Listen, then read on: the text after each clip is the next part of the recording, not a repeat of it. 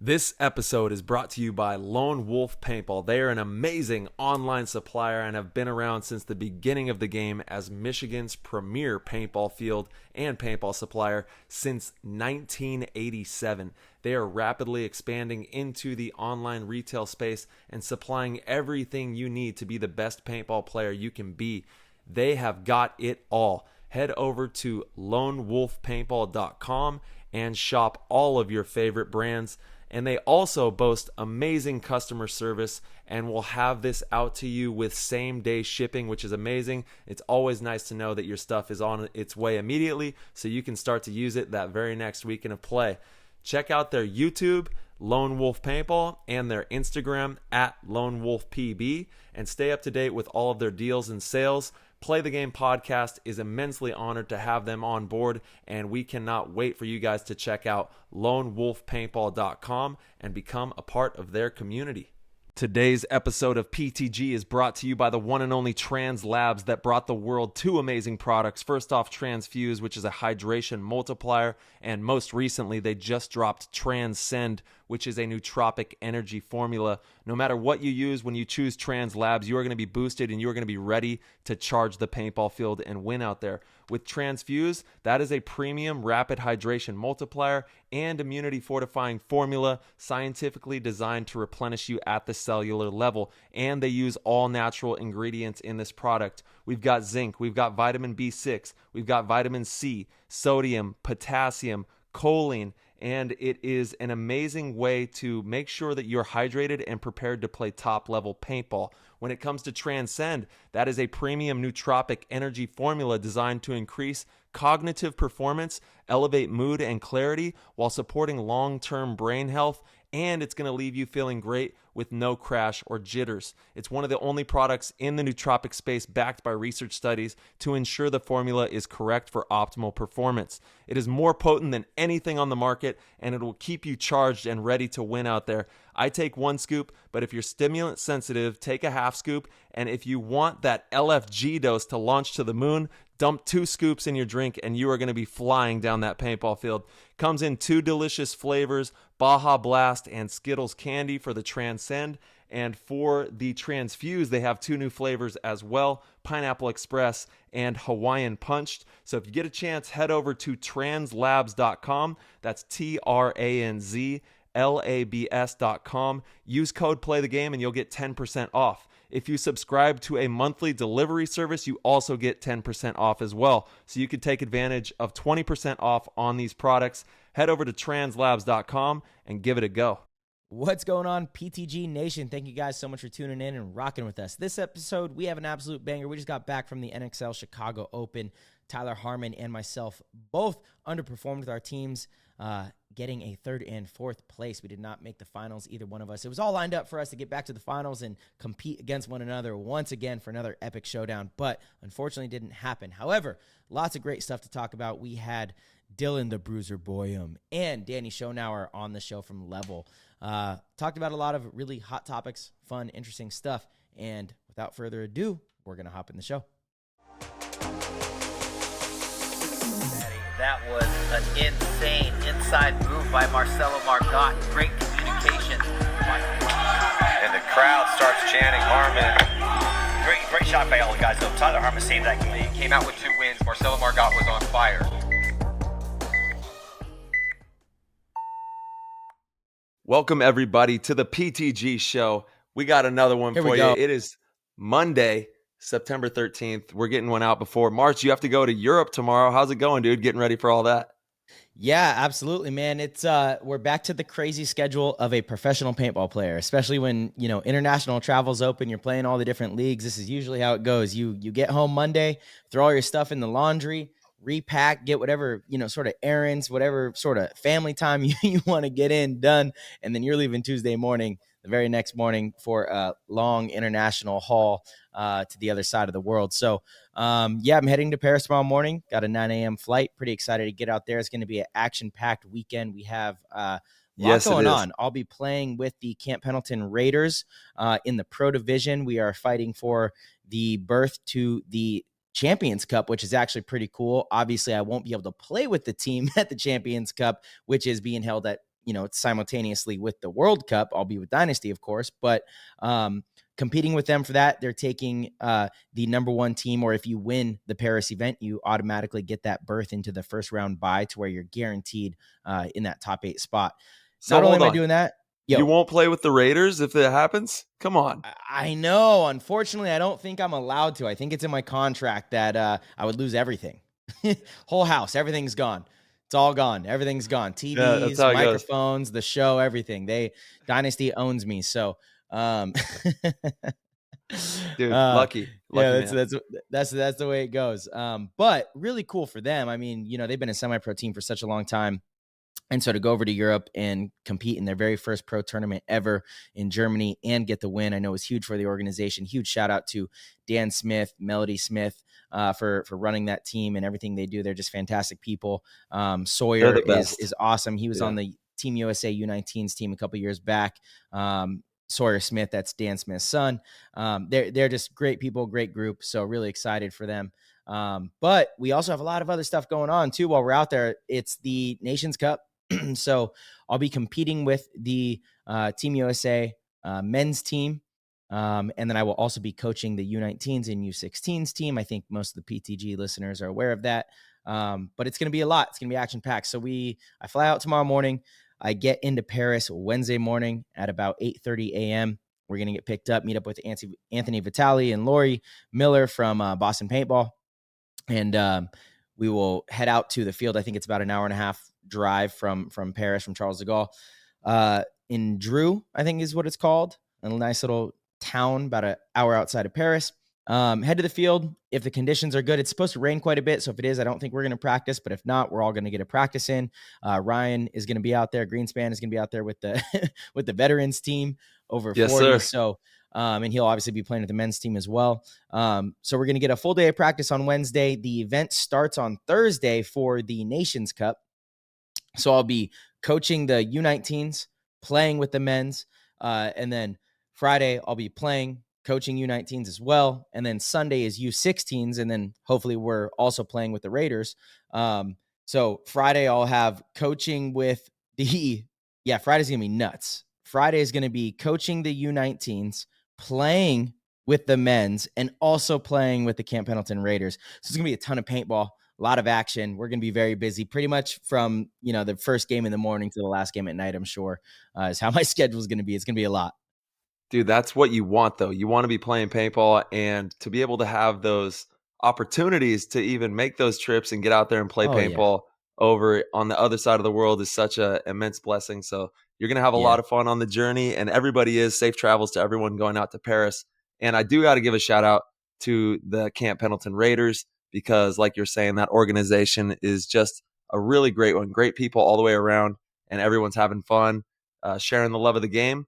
And having fun playing paintball. So good luck to you guys out there, and safe travels, because I know that is a really long journey for sure. Yeah, it's a mission, and I just got back. I literally landed at 2 p.m. today, and it's always a bummer. Like when the event is muddy, it just adds a whole nother element. I had to go to the laundromat because I couldn't put all that. I mean, it was so muddy. It was crazy. Thrashed. I can't put that in my washer here at my house. So I had to go to the laundromat. That takes an extra like 2 hours out of the day. So all the stuff you have to get done, it's like it really changes the course, and everything is kind of pressed up against each other.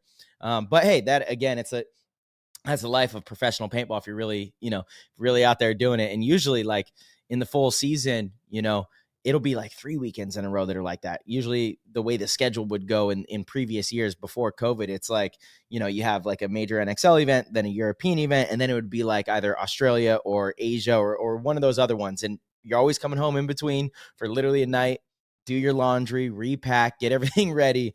It's kind of chaos. People always ask, well, why didn't you just go straight to there from where you were? And I'm like, honestly, that night home, the one night home, it's necessary. We have the show, so we have to make sure we're continuing to produce content. But before the show, it was like that 1 or 2 nights home is a total reset. Yeah, it's a game changer, Sure. And there's things that you got to handle at home. There's a lot of, whether it's, orders that you have to get shipped out, you have stuff that you have to do at home, and it's nice to just rest your head on your pillow. Right. So I'll take the little extra flying, sometimes a little backwards, just to be able to have a night in bed and your own bed. and do all your laundry and repack and stuff like that too. Because that's another thing. Even clean clothes is like kind of tough unless you carry like these Yeah. massive suitcases, and we don't. So yeah, the travel life is fun, man. It's fun. I'm glad to have it back. Glad to go to Paris again. Haven't been over to France since 2019. So really excited to get back over there. It's the longest I've gone without going to France since I was probably 18 years old. Which is Dude, pretty crazy. Pretty everything crazy. changed. Yeah, Everything after changed. 2020, the paintball landscape changed, and it changed in so many ways because we saw like almost a rebirthing of this new era of paintball, as we've seen so many new participants join the game and just having all of the social medias be getting the type of numbers that they are with paintball. You can Yeah. definitely tell that the eyeballs, are resonating on this game. And I think, as it matures, I think that we'll see paintball become more and more popular. It's really like just culturally popular. You see it in the movies, It the is, shows, dude. even Super songs and popular. stuff. So it's just a matter of time. Everybody keeps having fun, and we'll keep nurturing the game on all aspects, from the industry to the play style, and making sure that we have the best paintball product imaginable for the people and for everybody out there playing. Speaking of great products, we were just at the NXL and we had Yes. some fun out at Chicago. We didn't get the results that we were looking for, unfortunately. But Neither one of overall, us, damn it. Those Impact fudgers won. Dang yes, it. they did. Yes, they did. They played great, man. I hung out with Mouse, Little B, J-Rab, Trevor. It was like half their team left and half our team left, so we went to dinner last night. It's so funny. They were literally staying. J-Rab's room was one room over from mine No in the way. hotel. Yeah. What? Yeah. So like they were literally right next to us the whole weekend. And then obviously last night, like half their team left, half our team left. So like me, Ryan, Damian, Kyle, and then it was, a few of them. We went out to dinner, we were hanging out. Nice. Good for them. At the end of the day, it's like we've all grown up in this game together, and we're so hyper competitive on the field. Of course, it's what it takes. You know what I mean? Even you and I are like, when we're at tournaments, it's always kind of, there's something in the air. It's like, it's just the way it is. We're there to compete. We're there with our team. It just is what it is. That's the only reason, not the only reason, it's a main reason that we're who we are within the sports. All of us, me, you, Mouse, J-Rab grew up in that same kind of age group as well. Kyle, and Dalton, Little B, he's a little younger than us, but he has the same mentality. But once it's all said and done, like I walk down, I see Mouse in the lobby. He's got this big old Mouse smirk, and I look at him, and I'm like, all hail the king. All hail the king. He's like, that's right. You played great, Mouse. You played great. I'm happy for you, brother. Yeah. Shout out to the Impactors. Yeah, what? They did great out 100%. there. They played some good ball. Yeah. And Yeah. it was an Hell of a exciting tournament all the way around. Dude. Sunday was pandemonium with the rain, and it was just nuts. crazy. Yeah. It was nuts. Sunday was nuts. Yeah. There's a reel of our game. You guys got a little luckier, I feel like, because the Russian game, the clouds. it was good for you guys. Our There's game against Level, air. and we're about to call Dany Schonauer. I hope I'm saying his last name right. We will find out in a second here, but we're about to call him and have him on the show. But our game against Level was absolutely insane. I don't remember a match that I've ever played where I couldn't see as much as in this match. It was unbelievable. Yeah. I literally could not see 3 points in a row. I told Kevin, I was like, I've already gone through three pairs of goggles. I can't see right now. Put someone else in for this point. He's like, no, you gotta come. You're in. I'm like, oh, okay, I'm gonna put these on. And then, it was. And I mean, when I say I couldn't see, I literally couldn't see. I might as well. There was a point where I was in my bunker and I was like, you know what? Just stop even shooting. We're up points right now. Just literally like tuck in and stand pencil style behind this can for a little bit. It was crazy. I was like, I felt like I was just gonna get shot in the nuts at any given moment. It was wild, dude. Dude, that is hilarious. It was monsooning. The rain was. It opened up, and it was specifically at that time slot where you guys were playing Level. That it was just. I was like, man, it's really raining here, huh? This is some real rain we got. Because it was pouring. It was pouring, dude. 100%. It was crazy. You guys had a wild game against Impact. You guys, I know we kind of talked a little bit before this. You guys definitely should have moved on. My goodness, you guys had control of that match. And Mouse made an amazing move down that Dorito side, did some Mouse things. And, those are always tough ones to kind of let slip through the cracks, especially when you're up bodies, you're in control. shit, how was that? Well, obviously brutal. But congratulations once again Yeah, to totally. Mouse and the guys. They put in the work and they closed really well and made some really good moves down the tail end of the game. And sometimes it rolls your way, sometimes it rolls their way, and we all were Yeah, playing good paintball, going for that championship title facts. as we do. But it just didn't roll our way, and obviously I was like, a little bummed out, but it only makes you stronger. And Yeah, those, these moments, um, we talk about you're probably going to lose a lot more than you win, but you're always fighting tooth and nail to win. Obviously, thinking of all the situations, doing yeah, all crunching the numbers, trying to connect your team with the field awareness, and just have the best vision possible.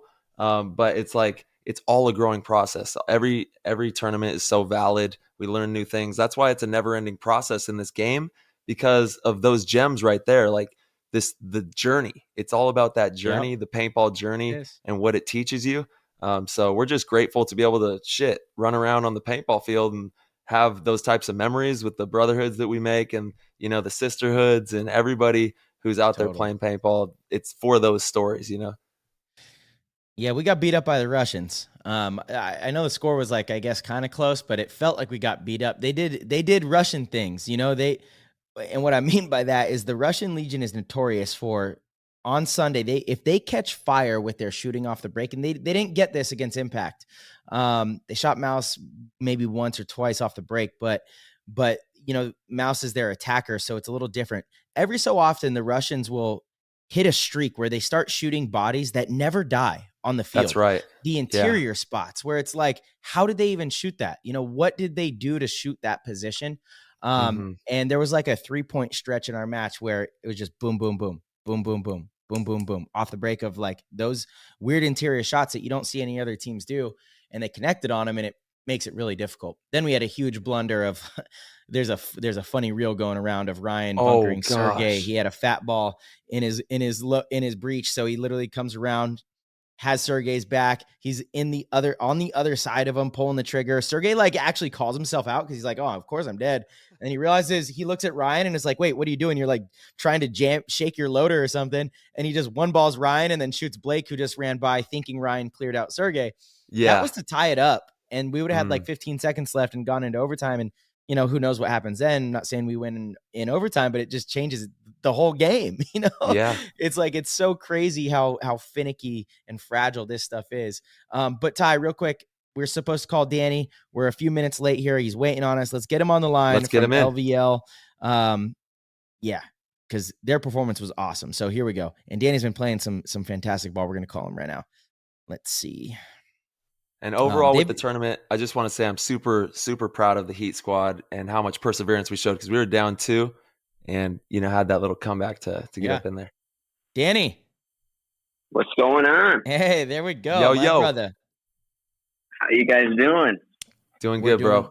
Yeah, we're doing well, man. Welcome to the PTG show. We are live right now. We were just kind of giving a little recap of the event, talking about our personal team's performances there in the semifinals match. Touch a little bit on our match with you guys, the monsoon that came down during that game, and how difficult that was. It was chaos.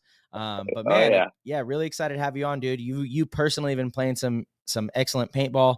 No surprise that you're on the All-Star team. And Level has, been an amazing story. So yeah, we just wanted to have you on, man. How you doing?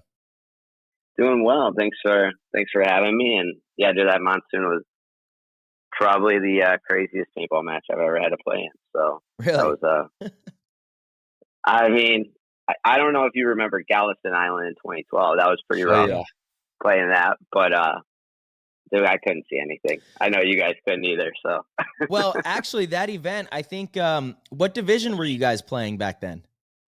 dude, I think I was playing like D4 back then. Yeah, so they canceled the pro side of things. That we only played the first I do day. remember that. Yeah, we only had to play the first day, so we didn't have to play in the worst of it. All the divisional teams did, though. I was like, that's kind of messed up. It's crazy. I remember we played third and fourth place, and I don't know if you guys ended up staying for that, but they like tore, like half the fields were torn down, so the nets are all ruined. And then on Sunday we played for third and fourth, and we're in like a foot of standing water. There was lightning. We're standing next to the metal poles. I'm like, this is not safe, but Dang. you got to get it through, you know? I'm like, someone's going to die for sure. Dude, that's Jeez. my thing. When we have these paintball guns in our hands and there's lightning around, I'm like, yo, you guys are going to call this, right? Like, we're not playing. Oh, no, we're playing. There's 10 seconds on the clock. Yo, no, stop the game. Stop the damn game. I don't know. I don't know if I'm crazy. I know there's rubber on the grips, but I don't think that, like, come on.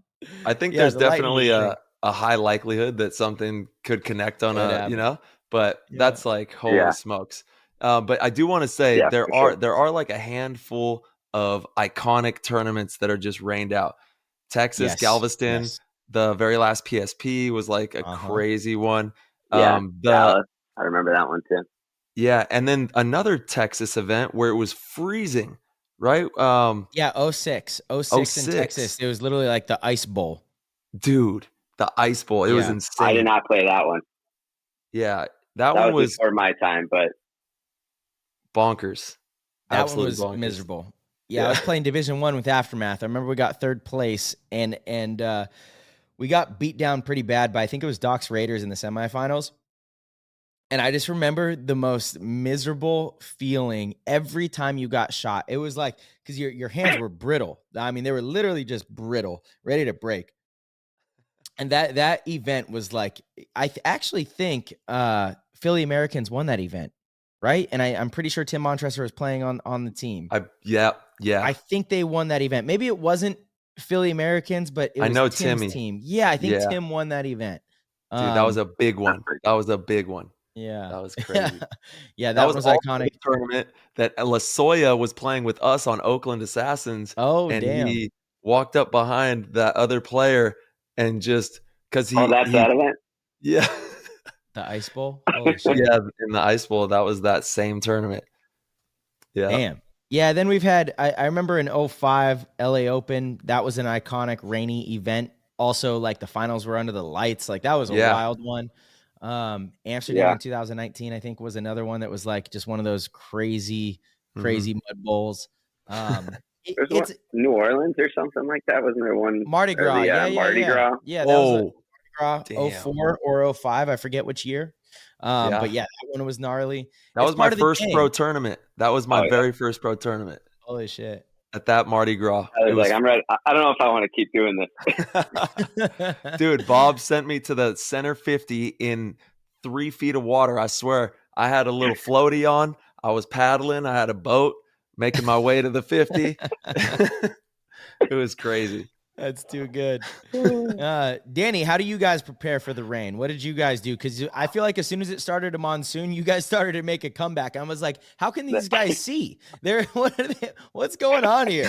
Like, it seems like they're seeing just fine. Oh, man. It's funny because we actually, it seems like every year Chicago either gets rain or it doesn't. But we were, the weekend before the event, he came up. Tyler was unfortunately not able to make it, but it rained the very first day of the practice, and it was like it was horrible. Yeah, so we practiced in that. We were joking around before the event. It's like, watch, this is how it's going to be in Chicago, so we'll get a nice little practice in the rain, and then it was like 80 degrees. It was perfect weather until Saturday night. Dave comes in, he's like, so it's going to be really crappy tomorrow. We're like, oh, great. So bring it on. I mean, the rain, I say it helped a little bit, but I mean, you guys made it.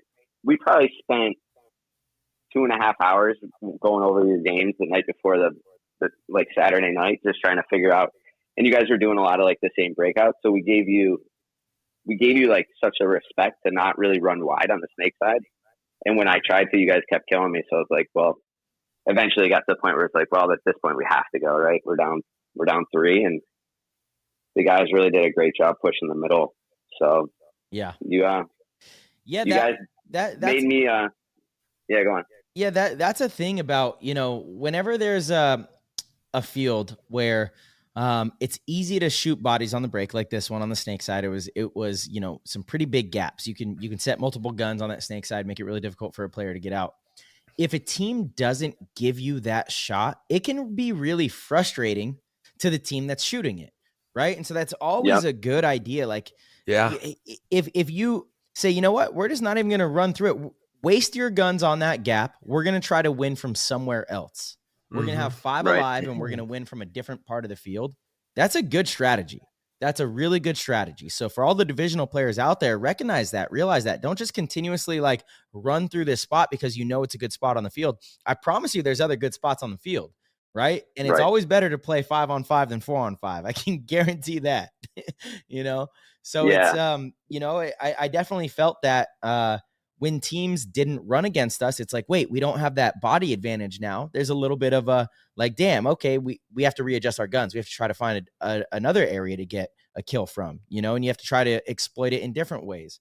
But if you're not ready to make that reaction, you could catch teams off guard if you just don't play into their hand of like what their strength is. Yeah, and like the way that snake side was, right? Like I think Yosh and Blake were playing the back center for you guys most of the time, but they could just stand at the dead box pretty much and shoot that gap for like the God and the snake. It was the same shot, right? And you could even hit the guy going the corner. It was like one shot to hit all the bunkers wide. And it was like, well, you can't shoot back at him to put him in. So you either have to go slow or you just risk it. And I was like, it's not worth it, right? But the other thing with the rain, and I'm sure you guys noticed it too, like, I don't know, for me personally, when I don't go wide, I look for the streams to then make my move later. And I just could not pick up your paint coming through, right? I couldn't see where it was coming through because the rain was so hard. So it was like, Archie kept failing right through my gun. And I'm like, I know he doesn't see the paint probably. He's just going. It's like, so then I was like, I don't know. I'm going to have to do the same thing at this point. And they sometimes... we saw a brighter paint shell this tournament, which was pretty cool for the first time. Yeah. I mean, in I don't know how long, we saw the pink paintball made its debut on the pro field. And you can, you know, watching even on Go Sports, I could see the lanes a lot better. I could tell, you know, when a player was holding down a cut from the middle, or if a player was shooting across, you could actually see it. I think, Marcelo, you guys had a silver ball though. Is that correct? Yeah, we did. Yeah, that's pretty nice. Some little UFOs running around out there. Man, we got to get you guys like a yellow. I mean, I do think that like all the paint should be the same color shell. It was weird. It was weird that there was like different paint shells, right? I don't know. I don't think it should be like that. I love that we went to the lighter shell, but how are we? I don't know. It should be the same. That should be regulated for sure. You know, it shouldn't be someone has to shoot pink, someone silver. I would argue that silver was probably like the hardest ball to spot for players. I mean, the pink coming in is like it's so obvious to see it. Yeah. You know, it's so bright. Totally. Yeah. So I don't know like how that happened. You know, I don't know if the NXL was like, yeah, just can't be dark shell. Anything lighter than this, that doesn't make sense to me. I feel like, yeah, it's weird. I didn't expect that. Curious. Yeah, I like the pink shell. I mean, when we showed up on Thursday to do our practice, I was like, why are we shooting pink shell? You know, and Dave's like, well, everyone's supposed to be shooting a lighter shell. It's supposed to help for the webcast. I was like, well, that's a great idea. I was like, I like it as a front guy, right? Like as I'm running wide, I can see the paint before I get there, so I know if I need to stop or try to jump over it or what. You know what I mean? So there we go. It's a big thing, in you know, in any division, right? Like you can pick that up, and like you said, Tyler, you can see, like when I get to what we call the God bunker, the bunker right before the snake, you could see the stream coming from across field. So you didn't even have to see that guy. I could say, you know, whatever bunker was over there. Now it wasn't maybe always the right guy, but I knew it was somewhere over there, was on the cross, and then you knew you had to check that guy up. That silver paint was like a little bit harder to see, obviously, but once it started raining, you couldn't see anything. It was like, totally. Maybe it's there, maybe it's not. Yeah, and I think that what's really interesting about adding the bright color shell is I personally think it adds another layer of skill to the game. Now we're going to have people reading seams, being able to, like you said, jump over one. How cool is that to watch? A player read a seam and say, I'm going to slide under it or jump over it and just catch this other player off guard. Now we're going to start to see some really spectacular frames as well, like for the social medias. We're going to see the videographers being able to slow down these really intense, you know, slow-mo frames with bright paint, and it's going to pop really well. going to look really nice and be something that just adds to the product, I think. And, we'll see exactly how the paint colors go. I'm sure we're still in the beginning stages of testing out exactly, what it's going to look like, but it's cool to see it, moving that way. Now we just need semi-auto to come back, and then we're in the game. That's a fully skilled Let's game, go. Let's go. Are you on the uncapped semi train, or you want to cap at a certain amount? No, I think that it's a real skill. So if you can shoot 16 balls a second off the break or higher, there's some people who can't. Yeah. You know what I mean? And it's not like, I don't know. I'm curious about that. I don't know. I do think there's probably some sort of science that it's impossible to shoot. I'm going to just use this number: more than 15 balls in a second without some sort of debounce or assisting. Right. So I would be a fan of 15 balls a second capped semi-automatic. Right. So if you can get up to 15, semi-automatic, like manually, then badass. Cool. You can do that. Where you don't let it get away from itself with, cheater boards and things like that. Mm-hmm. Yep. Yeah, that would be interesting. Mechanical. I don't know. The mechanical guns have progressed so far. You can shoot a mechanical gun pretty quickly now. You can. Yeah, some of those guys you see at like those 10-man events, I feel like they're ripping them faster than than we're doing with our ramping. Yeah. Yeah. It's funny because on one hand, I say shooting should be a skill. If you can shoot, I hate the fact that at 10 balls a second, you could have a perfect lane and somebody can run through it based on just kind of luck. Right. I don't like that because there's big enough of a gap in between each ball at 10 balls a second that can happen. But then on the other end, I say, well, I wouldn't want it to be mech, like that's too slow. Yeah. Too slow. Yeah. But I feel like with mech, it would be so frustrating as we become more and more athletic in this game too, because that's how sports go. Athletes get more and more athletic in it. It would just be so frustrating if you know the right decision, you know what zone to cover, but somebody could just run through it, blindlessly. I don't like that. I'm not a fan of that. That's why I'm not a fan of, I would love if they removed one or two of the big bunkers right now. Although I've said that a lot on the show. I think I've maybe moved away from that a little bit because of how Jason has been making the fields. I think Jason has made some excellent fields lately. They've been fun. I don't think they've been out of hand where somebody could just really close their eyes and get to the 50 and capitalize on it, where it doesn't take much skill. I actually think he's done a fantastic job. So I don't even know if I say that anymore. I guess I don't know where I stand now. I'm in a conundrum. I don't know if I want semi-automatic, cap it at 10 balls a second, full auto. What less bunkers? Less bunkers? That's a whole wormhole. As a front guy, I was going to say, as a front guy, I feel like, if we could lower it to like 5 balls per second, exactly. maybe be able to get a little further, right? Yeah. Let's add more bunkers, 5 balls a second, limit the back guys. Let's do 4 pods, everything. Whatever makes my job a little easier to get up the field, right? Yeah, but, hey, let's speak about your job because you are the snake attacker for Level, which is a team that is truly a mom and pop kind of. I see Pando using that term, the mom and pop team. You guys are homegrown, didn't buy your talent. You guys are all, built from the ground up, which is, I think, why you guys have a ton of fans, a lot of people that support you, even myself, I'm sure Tyler as well. Like, I love when you guys do well. I think it's fantastic. It represents what hard work, dedication, and loyalty to an organization can do. And that you don't need a massive checkbook to take down the big teams. You can do it. You guys have been, look, we were an overtime point away from you guys moving on to the semifinals, and who knows, maybe you guys handle the Russians better than we could have, and then you guys are in the finals for your first time. What's that been like for you as a player on Level? How did this whole thing kind of, come to fruition? And I know we talked about this before, so we're going to have a longer show to really break down your whole paintball story. Yeah, for sure. But for the listeners right now, give them a little taste of like your job and your role with this team and how it kind of came to be. Yeah, I'll try to condense this. My teammates like to call me the long talker, so I promise I won't do that. But Pando did warn me of that.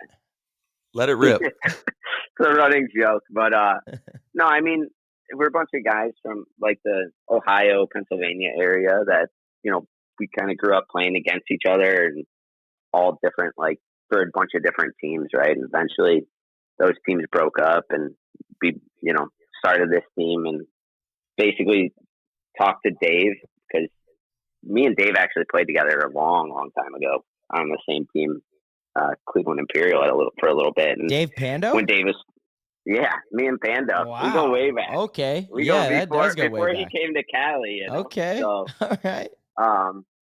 He opened up the field and we were like, hey, can we come down? Will you sponsor us? And at that time we were already up to like semi-pro and we were doing okay, but nothing too crazy. But I was getting a little older and decided, I didn't want to like play as like I just wanted to start attacking the field, right? I kind of got in this like lazy stage of paintball. It was just fun, but I didn't want to be like an aggressive attacker. And I didn't think I had a ton of years left in the sport. So I was like, well, let's just, see what we can do. And, ultimately we just started playing a little bit more aggressively and it worked in semi-pro. Eventually Dave bought the spot into the pro division, which some people did not appreciate at the time, but as a team, we were super grateful for the opportunity, right? Like everyone's dream in paintball is to play pro. And, we were lucky enough to get to that role, or get to that spot, I should say. And, last year we were sitting in a pretty rough spot coming into the last match against Heat in Philly. And I don't know, you guys probably remember that field sucked. Like it was so hard. It was so brutal. And as like a front guy, I'm like, I don't want to dive on this.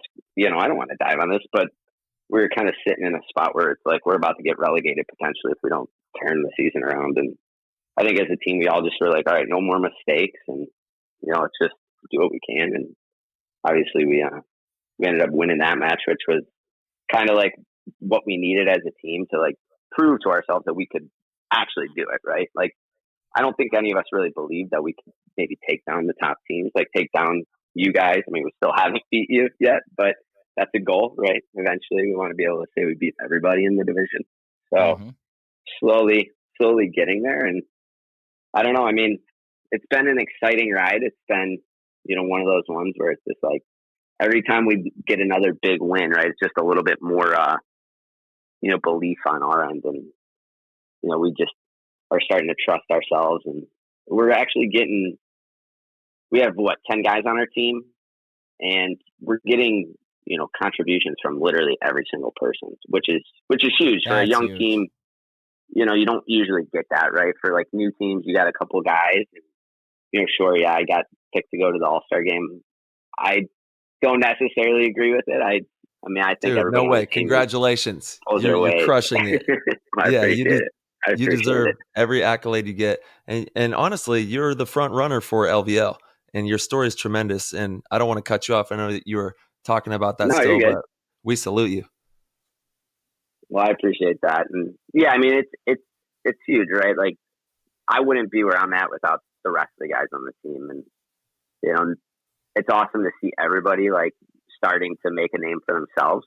Right. And like Maddie's talking about different guys every match, right? So it's not just, Dany did this, Dany did this. Like, I mean, personally in our match, Marcelo, I didn't do anything, right? Like you guys you pretty much didn't allow me to go anywhere and do anything. And our wins mostly came from the middle and the D side. And then Justin came in and played in the snake a couple of times when I sat and had a pretty big point. The one, like, I think when it was 5-2, when we were playing 5-on-4, got a couple of kills. So it's awesome to see everybody, stepping up and, that's what it's going to take, right, for us to be able to win an event, which is our ultimate goal, right? Is we literally have to get contributions from all-time guys. So it's been an exciting road, and obviously we look forward to, the rest of this year, World Cup, and then, next year as well. So we just want to keep getting better. Yeah, man. I mean, you guys have kind of taken the league by storm, and you're one of those teams that the top teams, when they draw you, it's like, okay, that's not one of those lower tier teams that we can take lightly. You guys are capable of beating any team in the league. And I think it'll come down to a defining moment when you guys do finally beat, well, again, you have beat a lot of the top teams, but when it happens in a semifinals match, right? When it puts you in the finals and it's that big moment on Sunday. it all gets easier from there. You might not win the finals that time when it happens, but you're one step closer, and then the team has that confidence, and that's the way sports are. We talk about teams all the time when they do well, and they're like, "Oh, you think they could win an event?" I'm like, I don't really care how well they've played. If they haven't even been to the finals yet, it's unlikely they're going to get to the finals and then beat a team that's been to the finals. Usually you got to get to the finals first with that group, maybe take some lumps to a team that's more experienced and has already been in that position. And then you get back to the finals and you say, it's our turn. Not always, but typically that's how it goes in paintball. It's like you just have to get that belief. You have to really, feel like you deserve it, and it's an interesting thing. You can put in all the work, you can do all the right things, do all the right drills, have the right practices. But you have to have that utmost confidence and belief in order to capture those really precious moments late game in high pressure situations, to where you come out on top, right? Like it's that's the way sports go. They're so finicky. They could go either way at like the drop of a hat, they could go one direction. And so I think you guys will definitely have that moment. Hopefully it's not against us. Gonna try to like maintain that for a little while. But it certainly can come at any time, no doubt. Yeah, no, I mean that's really what it comes down to, right? Last year was our first time making Sunday, and we played X Factor at Chicago, and they beat the brakes off us, and then it was like, okay, well, here we are. We know what to expect. That's obviously different. It seems like every event as we make Sunday, we're doing better and better, but yeah, it's definitely a learning curve, right? Getting to Sunday is one thing. Actually doing well on Sunday is completely different. So. Totally. And I got to ask, I know a lot of listeners, I'm sure, are curious, like, what is your guys' secret sauce? Because again, not having the funding to bring in high level experienced players, doing it on your own, what do you attribute that to? Do you guys have a special type of training? Is it film study? Is it like, how have you guys gotten to a point to where you understand the game almost as well as a lot of these top pro teams? Like coming in just a few years ago in the pro division, you guys have excelled through the ranks faster than any of your peers. Look at these other teams that have been around just as long, if not longer. You have like the NYX, the New York Extremes, the Thunders, which they've actually had a pretty great season, Uprising. Right. These other teams that don't seem like as much of a threat as you guys. And you guys haven't like made any outside pickups really, other than Carl. Carl's like, and he's even kind of from the area, but I consider that an outside pickup. But you know what I mean? Like what is it that you guys do to prepare to be ready for that? Well, they play Houston Heat, we practice a little. And... yeah. No, exactly. I was going to say that. Yeah. No, honestly, probably a couple of the biggest things. When we first got in the league, Joey from Damage has been great. He was like, come to Florida. Joey's every the event, shit. as long as we're not in the same bracket. He's like, we'll come, we'll beat the shit out of you. And it was like, all right, well, it's the only way to get better, right? Like we can play in Ohio against ourselves, but we're not going to, you only get, when you're first in the division, right? You're only getting four matches, and some of those matches might only be a couple of points. So, going to those practices and playing against like top level pro teams really changed it for us. And we practiced Joey for a bunch of events, and then we've drawn Damage like 4 times. So obviously we haven't been able to do that. So, obviously we were super thankful for them. And then, Sarge and Todd and been great and bringing heat, but Dany, real quick. No, like I gotta push back on that, because there has to be some sort of conversation or breakdown that is allowing you guys to learn from these practices. We're going to have Dylan Boyum on here after you, actually, in just a couple minutes. The Bruiser. The Bruiser and Major. Bruiser. Like Major. I love DMG. I've been a big fan for a long time. We go up there and practice them with Impact quite frequently, and they always give us great practices. They have had good teams to play and practice against for years, and they're sitting at 20th place right now. So there's something else. It's not just playing better teams, which is very crucial, very important. It's how you're processing those practices. Yeah. And so right. I think it's like twofold. I think it's coming from the practices, right? And we're like seeing what other top teams are doing, and we're trying to replicate it. But also like you look at a lot of these teams that have been in the league forever, and like these guys, nothing against them, but like we're a family. Our team's literally a family. We're all buddies that have been together forever, right? So we haven't lost anybody, and like I see all these other teams, they lose their top players, and then they're always trying to pick up new guys, and it's like then they start rebuilding that chemistry, and then they lose another guy, and it's like, our starting five has been our starting five for over a year and gotten a lot of reps at the tournament. It's gotten a lot of reps at practice, and we're just slowly getting better. And I mean, we've been playing paintball. I mean, I'm not a young kid by any means. I'm 34, so I've been playing paintball for a long time and pretty much self-taught myself. I think most of the guys on the team are self-taught, just self-taught by themselves, but also we teach each other, right? Like we always at practices, and I know you guys do the same thing, right? Like there's stuff that I do on the snake side, but I go and I talk to Sam and Chase, our Dorito guys, and I'm like, all right, what can we do over here so that you can attack this side of the field just like we're doing on the snake side?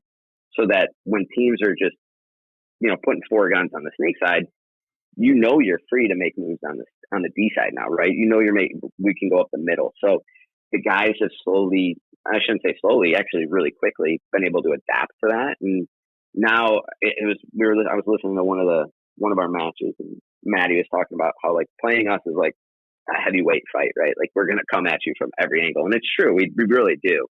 And I think that's led to a lot of our success is like, maybe at the beginning I was getting up to the 50s and getting kills, and then everyone else was funneling up. But now we're seeing a ton of production out of like Sam and Chase on the D side, Corwin, Askren, Lemon up the middle, Justin on the snake side when I'm not playing. And that's like, I think that in itself has really, really helped us become the team we are, right? It's not one guy. It's literally the whole team. We're just working together and breaking it down. I got to ask Ty real quick, just because this question from Iconic Paintball, we got shout out to the Discord, shout out to Quinn Nadu, Iconic Paintball. One of the questions relates to exactly what you just said, Dany. And the question is, Dany, with your rise in notoriety around the league as a talented snake player and offensive player, has there been increased interest from other pro teams in signing you away from LVL? No, I can't say there has, but wow, we are a family. So, I mean, and I feel like you're the kind of guy they can't get you. That's right. Even if there was, I feel like you would say that no, there hasn't been. You know what I'm saying? I like that. Right. I like that because you're riding for your squad, and that's really what it comes down to. And I love that you hit on that because it takes everybody to win titles, to progress in anything you do, whether it's your family life, your businesses, your paintball team, whatever you pick. You got to have a good blend. Everyone's got to be hitting, and when you put that recipe together, you make some good. We got Chef Margot. You know what I'm saying? In the house. He knows exactly what I'm talking about. You gotta have all the ingredients, and that's what brings it all together. So I just absolutely love and I'm just like honestly super proud and I don't know, I can't put the word on it, but I just feel really good about your guys' organization. Feel really good about everything that you guys are doing. So please be the ones that, write that story of, just never breaking up and going all the way through and having an amazing career. Cause I think it's, it's all right there if you guys choose that, Totally. For sure.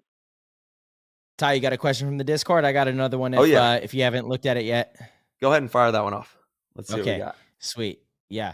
All right. This one is from Kalen from Inspired Paintball. He says, Dany, if your team didn't exist, so we're back at the same thing. If your team didn't exist and you could play on one other pro team, which team would it be? Oh man, that's hard. So it's funny, the Chicago event playing you guys was interesting because the first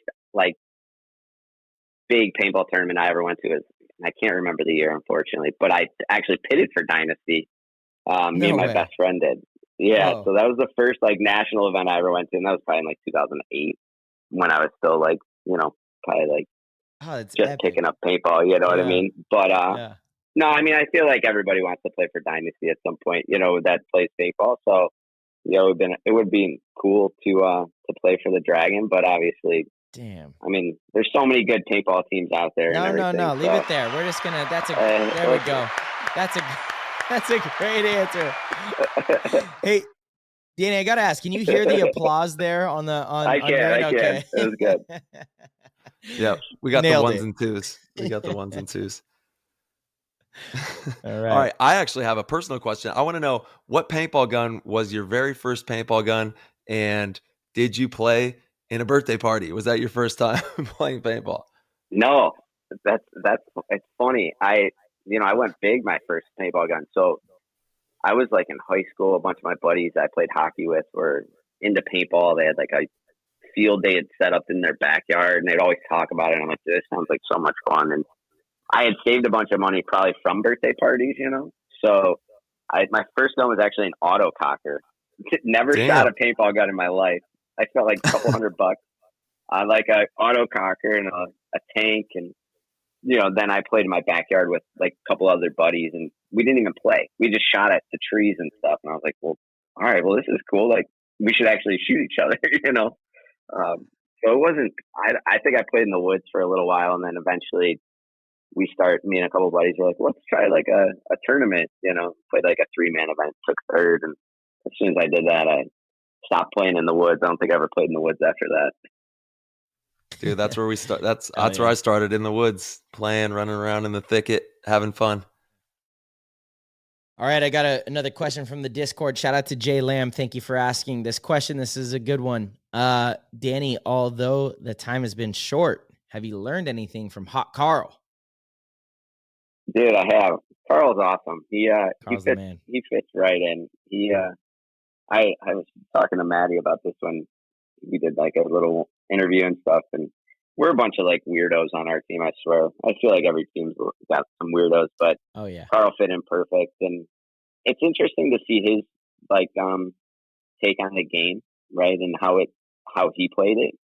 And I feel like it's my style of being just aggressive kind of goes with his as well from like years past. And so I definitely have learned, some different things just about how to, open up schemes and just go into different spots without risking, my body early and things like that. So it has been short, but looking forward to playing with Carl a lot more. What do you think the most important thing as an attacker is to know like when to go, when not to go, how to ride that fine line of, getting into the good spots, but not giving your body away easily? That's like what front players, especially snake players, struggle with the most is, you want them to be hyper aggressive and get into the good spot, but you get really streaky players more often than not. How do you have consistency in that role of being aggressive and being a presence?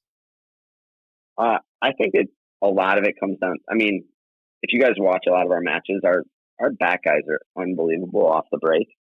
So they do a great job of just destroying me at practice. We usually practice ourselves the first weekend. So I get a great opportunity to pretty much figure out where I can and can't go just there. And then what I like to do personally is try to find different routes that will allow me to get to those same spots, but maybe not like a traditional route.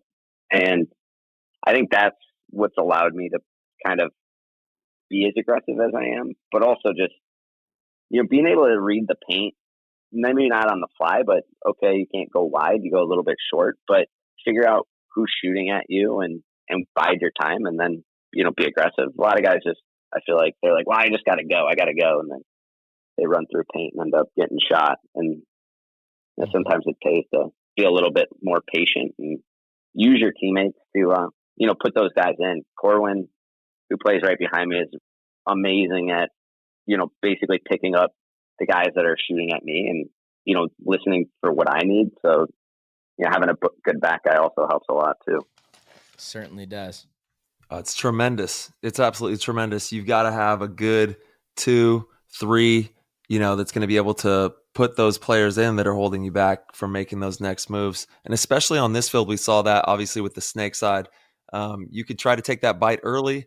You might get paid dividends. It was like 40%, maybe, 50%. I don't know. There was some games it was a little higher, but it was definitely a risk, to take that chance past the snake side mini temple or even going to that thing, high percentage of players. Yeah. So it's one of those things you got to roll the dice. But on this field, having a player behind you to facilitate that, make that come together we saw that was making success or getting out wide and then having those movements. 100%. All right. Well, Dany, my brother, what do you guys have going on leading up to World Cup? Actually, I know Pando had reached out. We're looking to maybe practice you guys, but do you personally have anything going on from now until Cup to focus on the biggest event of the year? Dude, we were just talking about that today, because I think based on like how the Champions Cup's going to break down, I know we were trying to practice you guys before this event, but it didn't work out just because of waiting for the draw and you guys needing flights and stuff. So when we found out we're going to probably be a top tier for this event, which is exciting. So because of that, I know Dave was saying we were going to try to see if we could get a practice going with you guys, or, Heat. Obviously, we love getting to play you guys, but probably looking at doing something. Well, it depends. I don't know. Sometimes we just do like the first weekend against ourselves, and then the second weekend we try to practice like one of the other top teams. But I know, as far as just like everything else, we'll probably do our normal thing, just get down to level a couple of times between now and then. And then, we'll probably end up in Florida, I'm sure, at some point before the event happens as well. So nothing too crazy. Probably take a couple of weeks off. I have a newborn baby that's only about 3 months old now. So, dude, congratulations! Congrats! Yeah, it's amazing. Thank you. And Team No Sleep. Yeah, she actually came. Team No Sleep. Right, she made it to the event. My wife brought her and my daughter Renly, so they were walking around if anyone saw them. But it was cool to have her. Cool to have them there. But yeah, I'll probably spend a little bit of time with them for the next couple of weeks, and then get back on the grind. Awesome. Heck yeah! How about you guys? Anything crazy? He's going to Paris. The grind never stops. We got just doing clinics. I got one in Chicago that's going to be coming up, running around out in the desert playing paintball and just tapping in with the community. I love Arizona paintball, so anytime I can get out to the paintball fields, definitely trying to be there. But we're going to get into some heat practices, and then, we'll be back in Florida, baby. Shout out to Florida. Right. Yeah, hell yeah. Yeah, it'll be a good time. Awesome, Dany. Well, hey, like I said, would love to have you back on. Love the whole level story. Yeah, love everything that Pando is doing out there in the Midwest. You guys are awesome. You guys are definitely the blue collar ballers. And rooting for you guys pretty much any time other than when you're playing against us, of course. Yep. I think a lot of people are. So you guys keep paving the way. For sure. Well, I appreciate you having me on, and yeah, definitely we'll do it again when you guys have a little more time. Good luck in Paris. I don't know how you're doing that, because I'm tired as hell today. Yeah, dude, I literally that's the only reason we're having a short show tonight is because I got home at 2 p.m. today. Had to go to the laundromat, do all my laundry because we had muddy ass gear. Couldn't put that, in my home laundry. I still got to pack. I don't have anything packed right now. Everything's a mess. I have a 9 a.m. flight out there, so it's chaos. We're on these quick turnarounds here. And still getting PTG shows out. Who wants a PTG we gotta come show? To PTG Nation, baby. PTG Nation comes first and foremost. Let's go. Dany, where can PTG Nation follow you on Instagram, social media, anything like that? Do you have that stuff? I think I'm barely on it at all. But if you go to Instagram, it should be just Dany Schonauer, Dany with one N. All right. There's not a whole lot of posts on there, but I usually share a lot. So Dave yells at me every day to keep doing the Instagram stuff. I'm like, all right, I'll get at it. Yeah. I'm like, Dave, just can you take my password and do it for me? But no. Panda's but like the I said, I best, appreciate you guys having me. Awesome, brother. Thank you so much. We appreciate you, man. Heck yeah. Yep. No worries. Thank you, guys. Have a good night. You too. You too, bro. Bye. Peace. Dude, that was awesome. All right, dude. Yeah. Hell yeah. What a cool guy. Never really had much of a conversation with him, especially to that extent. And that was fantastic, man. What a great dude. Yeah, we definitely have to run part 2. I know. Let's go. Oh yeah. Yeah. We got to run part 2 on that. Man, okay. Well, I know we're kind of action packed here. We have Dylan that was waiting for us to give him a call too. Just to give a breakdown at the last event, DMG played Impact, and there was a completely chaotic blast off point. Yeah, there was a blast off, an absolute blast off between Dylan Boyum, who is now known as Dylan the Bruiser Boyum. And much deserved, because JC is That no was slouch. wild. JC is like, he's always the bully on the field, overshooting, giving it to people, talking. He's that guy. He's the pit bull. And Dylan definitely he stood up to him, to say the least. And there's some iconic photos going around. They both have like 75 hits in their face. It's pretty crazy. Is there any way we can pull up a clip of that and then show the people? Unfortunately, there's not. No, not with this platform here. It's all over Instagram. Yes, it's it is all over over IG, and I'm sure we'll share it on the PTG thing. Yeah. Okay, Dylan is ready, so we're gonna give him a call here. Yeah, be on the lookout on the PTG IG. Ring, ring. Ring, ring. Come on down. Come on down to PTG Town. It's a good time. Yo, what up? Dylan Boyum, the Bruiser. Let's go. That's what they call me now. That's what they're calling you now, brother. Oh boy. That's it. I Dude, feel like you've been earning this. We got everything. We got action.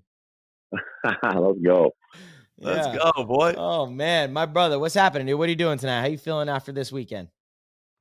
Good, man. Back in Cali, chilling with the lady. Got a little wine going, relaxing. There we go. Work tomorrow. Nice. Love that. How you guys doing, man? Good, man. Good.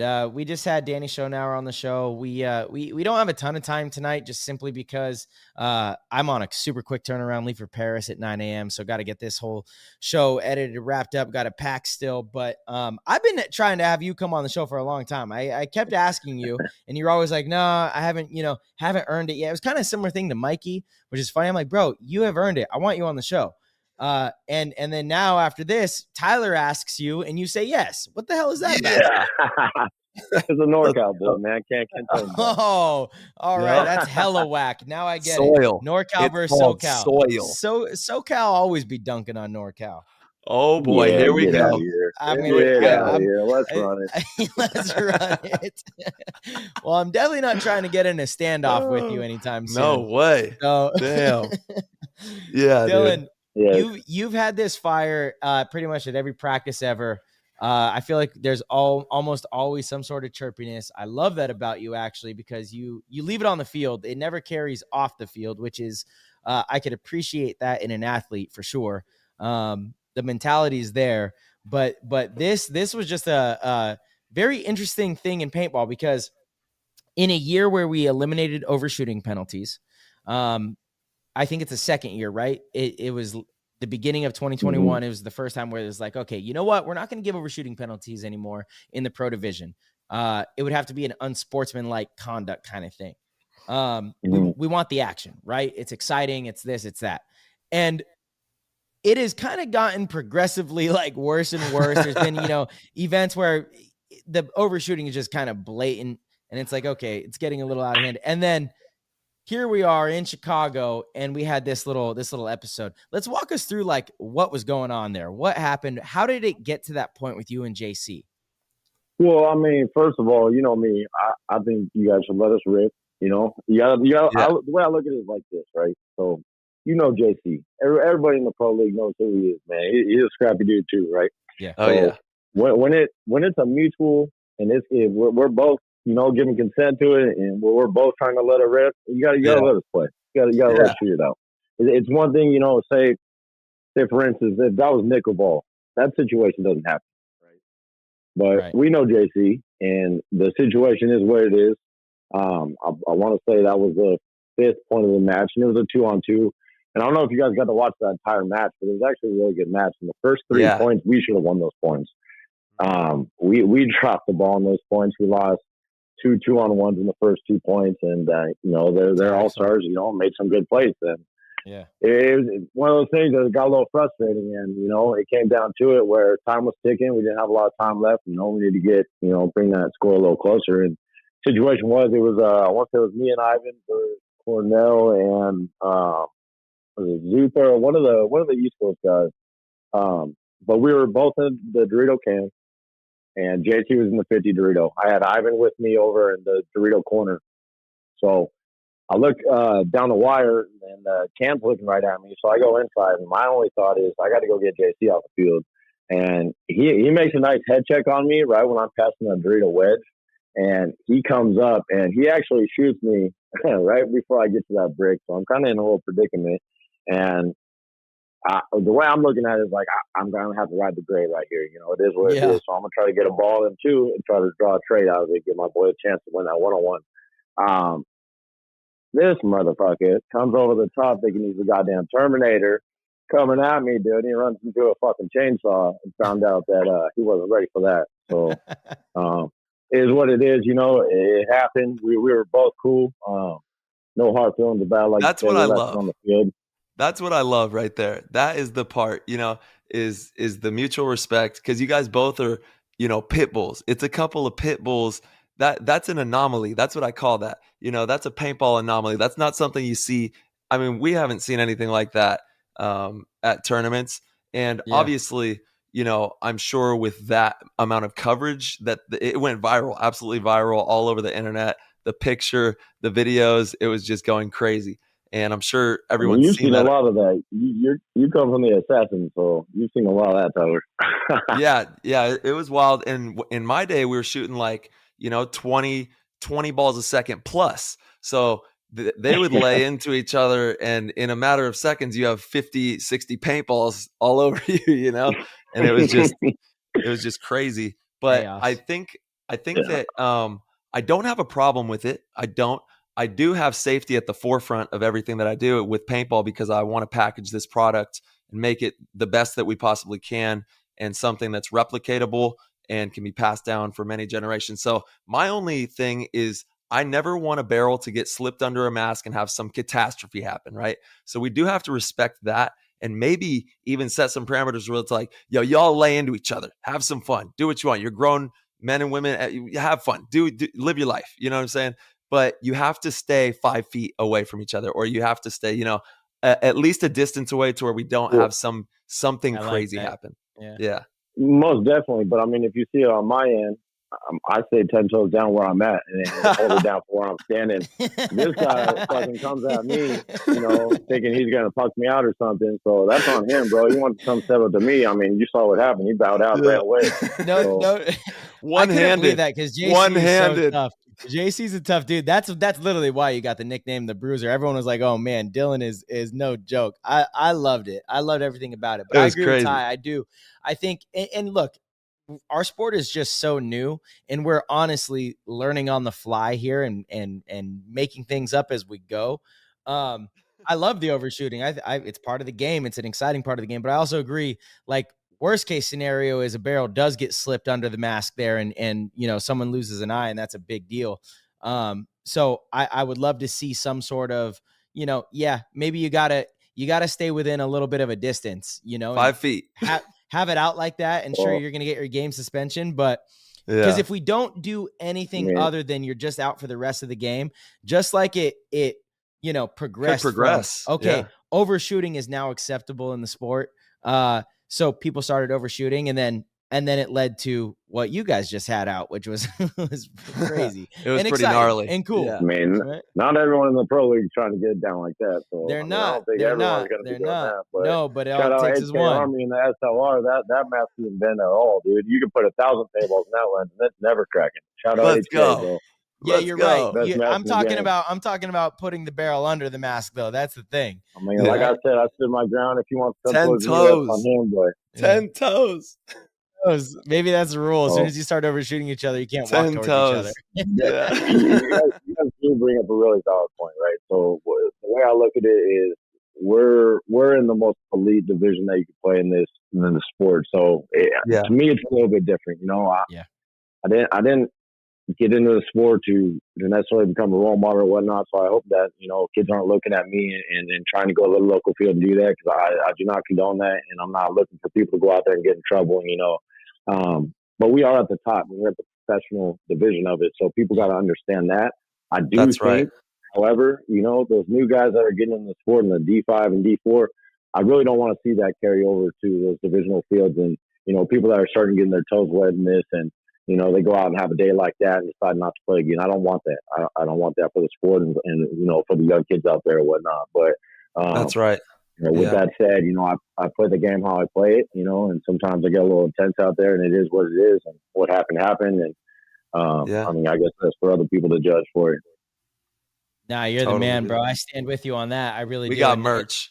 Yeah, we got merch coming. Outstanding, bro. No, it's to me, I think it's a really big reason you are as good as you are, and I say that carefully, because I do mean that. I think you are probably a very underrated player. I get to see it a lot of the weekends when we practice you guys. When we go out there before almost every event, we practice you guys in Impact, and I see how much of a difference maker you are out on the field. And it's not really, I'm not going to say it's not IQ and things like that, but what it definitely is grit, right? And that's something you can't teach. You just cannot teach somebody grit. You can teach somebody IQ. You can teach them how to play the game, like how to break down situations. You could teach somebody fundamentals. You could teach all those things. You cannot teach an individual grit. And we've had Mike Hinman on the show many a times, and we ask him almost every episode just to make sure it resonates with the young players coming up. What's the one thing you look for in young and upcoming players? What does Mike say? He says grit. That's the way. Grit. I can work with grit. We can teach you how to break down situations. We can teach you how to snap shoot. We can teach you how to shoot off the break. I cannot teach you how to not be a coward on the field. I cannot teach you how to, stand up for yourself and go and get some, or have that like burning desire to win. You can't teach that. You either have it or you don't, and the reasons you have it are up for debate, whether it's your upbringing or just, it doesn't, I don't know what it is. I don't think anyone really understands resiliency and things like that, which do create gritty humans. But you got that like to the fullest, man. And that's why I got a ton of respect for you, except for in fantasy football. You're kind of a baby in fantasy football. You're talking about I got my dub tonight. What are you talking about? You just got to say, kind of last year? Kind of a yeesh. Dude, what's so funny about fantasy is I'm in 3 leagues this year. I'm in the NXL league. We got a PTG league, and then I'm in a family league.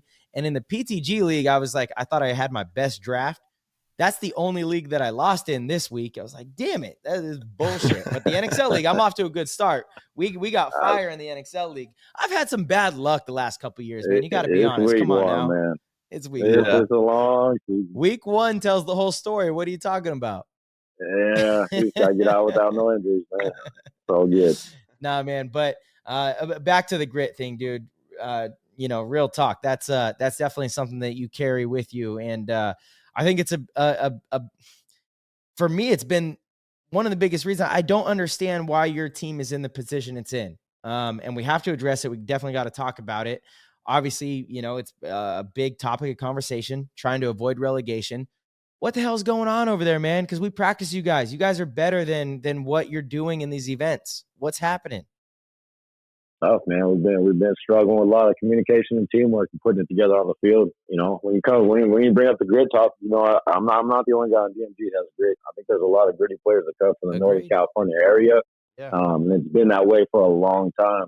So don't sleep on NorCal. And we grind a lot, man. A lot of people go out and they do their layouts and whatnot, but we are all local, most of us for the most part, and we really get out there and put our time in on the field. But sure. I mean, we really just we got to soak up those weekends. We got the big dogs coming like Dynasty and Impact, and whoever we can get out there and get those moments. Because I mean, you can do we do a lot of situational, we do a lot of 3-on-3s, 3-on-4s, a lot of stuff like that on the field. But there's nothing like that in-game experience. So I mean, we're fortunate to have a lot of good teams come up before the tournaments. But one thing you don't got in the pro league is time. So we got that against us, but yeah, I mean, we're trying to iron it out, man. We got to make Sunday a World Cup, or that is what it is. So, dude, we believe, man. Breakdown? You can do it.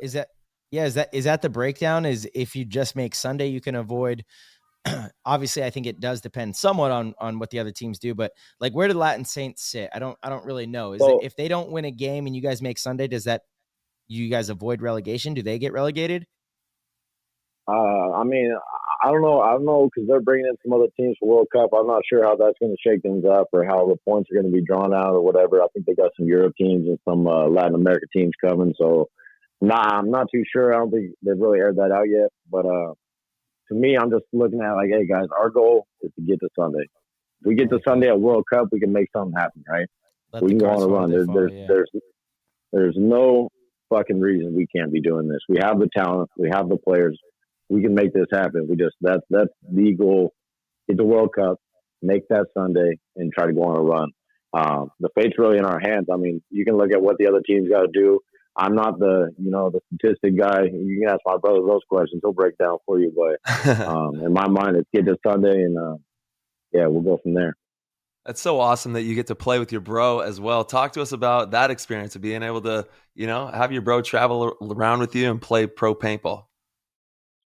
Bro, my brother's a dog, man. And I got to give all my credit to him because I wouldn't be here if it wasn't for him. There was a lot of years when I was, playing with Fusion and whatnot, and Royalty, yeah, and, those teams and Ambush that I honestly wasn't able to make it happen. And he kind of, took control and footed the bill and make sure that I was staying out of trouble and able to play this game. And I really got to give all the credit to him because, he's really stepped up and helped me out through my entire journey. And I try to do the same for him. And that dude has leveled up, man. He changed his entire life and completely got focused on fitness and his health and nutrition and really restructured who he is as a person in life in general. So, I mean, don't sleep on my brother either, bro. He's a dog out there as well. You guys all are. I come from NorCal. I practiced up at Dave's Field when it first opened, like day one with Oakland, way back when. I was out there too. Yeah, with Youth Fusion, and it's just an amazing park. You guys have an amazing facility, and the DMG crew is deep. There's so much talent that's in the NorCal area. So it's just about putting it together on the field in those moments and, not letting anything in front of you seem too big in the mind and just doing the necessary steps that's going to take to, capture those W's out there. And it really just comes down to that awareness, right? It's really hard sometimes to get the connectivity, bring it all together and know what to do in these high pressure situations. So, but being able to practice against a couple of the best in the world up in NorCal with Impact and Dynasty all the time, even if just emulating those types of things that they do is going to be tremendous for your guys' success. So we're rooting for you, dude. And World Cup's going to be a fun one. It's the biggest paintball tournament in the world, and we cannot wait to get out there and have some fun. Can't wait, man. Let's go. Hell yeah. Let's go. Yeah, brother. Hey, we do have some Discord questions for you. Dylan, by the way, would love to have you back on sometime. I can already tell, we could have a long episode with you for sure. Yeah. If you're down, if you come sit down with PTG Nation and hang out with us for a bit. But for tonight, we got some Discord questions. Want to hop in there, ask a few of those things. All right. First and foremost, Osborne for this wants to know, do you like the nickname Maddie gave you on the webcast? Dylan the Bruiser Boy. Yeah, I heard it a couple times this weekend. It is what it is. I mean, I think, I'll wear it with pride. I mean, I play with that grit. I can take the paintball, so I understand the definition behind it. Fits. I love it. Dude, it's awesome. Shout out to Maddie. Good one, Matt. Oh, yeah. All right, this one is from Iconic Paintball, Quinn. He's wondering, obviously this year is going a little bit worse than planned for the team. Was there a bit of season-long tension built up behind the standoff with JC? Was that you getting some of the emotion from the year out? He's wondering in that regard. No hard feelings, man. There's nothing carried over from practice or whatnot. What happens at practice happens at practice, and that's where it stays. It just, it was in the moment, and I'm not, as a professional player, I mean, the 5 people that you're playing against on the field at every point, and their personnel, and I knew who it was, and I wasn't about to let him just, melt my face off and walk to the pit. So, that is what it is. Dude, the photo is insane. The amount of paint that you guys shot each other Trevor with. Will, bro. Yeah. Shout out Trevor Will. What Trevor an Will's epic the picture, man. man. He's the GOAT. Yes, he is. Trevor's Trev. Damn. Yeah, crazy. Yep. Yeah, 100%. All right, let's see here. From Kalen, Inspired Paintball, he's got another one. This one he asked Dany as well. But Dylan, if your team didn't exist and you could play for one other pro team, which team would it be? Ooh. That's a tough one, man. Is it I though? mean, I'm a California boy. You know where I'm going with. Dragon. There we go, baby. There we go. We'd welcome you with open arms, man. Awesome. All right. There we go. Papa Sash, he's wondering, would you be okay with Enjoy Paintball making a commemorative jigsaw puzzle from the picture by Trevor Will PB? Hell yeah. Shout out Nico Hyde, man. As long as you send me one, it's all good. There we go. Papa Sash. Yeah. Let's go. Papa Sash is dope. Dylan, my brother, thank you for joining us for a little bit, man. I know the paintball world was up in arms over that exchange. It went viral. It's exciting. So way to like put a stamp on the paintball community. I definitely hope to see you guys do well at World Cup. Shoot, man, a lot of teams are going to be fighting for their lives in the pro division at World Cup. So, do you guys have anything different that you're going to be doing leading up to the event? Are you guys going to add any extra practices? Are you guys going to, go about business as usual, or anything you could share with us? I mean, yeah, most definitely. We're going to try to, add some Friday practices in there. And it's kind of tough with us guys. Most everybody on the job's got a full-time job and careers outside of work. So, I mean, we're a bunch of blue collar boys and we do what we can, but, we got to, right? So we got to put that time in. And luckily we're all local to the field. Everybody lives within about an hour of the field. So, we're just going to try to implement that. And even if we're out there for, 4 or 5 hours on a Friday, get in where we can. Nice. Absolutely. And hey, we better see some merch drop, and that'll also help to counterbalance missing that work. You got the new merch line with the Bruiser, and you'll be making that money. So Friday is it's just cush.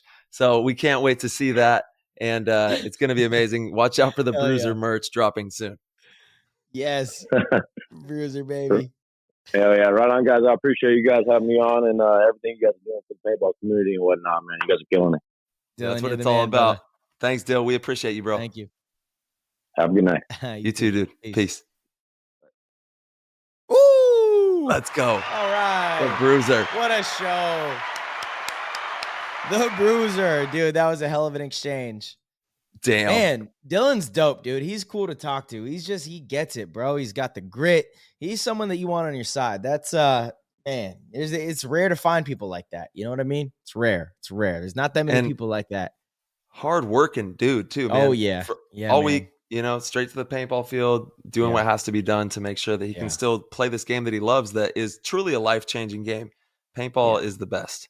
It's the best, man. Absolutely. It is. Ty, we have a few more questions from the Discord, and then I got to wrap this up. I got to get shaken over here. We're already well over the quota, but I mean, man, what a great show, dude. Lay it out last night. Yeah, 100%. Let's see. Going back, I did see. Oh, there's like new questions coming in at the Discord is very active. We love it. It is, dude. The Discord is active. Thank you guys so much. There was a question that was just for us. Oh yeah, Sugar Shane 94. How did week 1 in fantasy go for you guys? Just so everybody's wondering, we're talking about fantasy football. PTG has a fantasy football league. If you're in the Discord, you get the opportunity to play in the fantasy football league. Dude, my team is so good this year in the PTG world. I was pumped. Let's see really quick. And I lost this week to Pit Boss Nate. Shout out to Nate for beating me.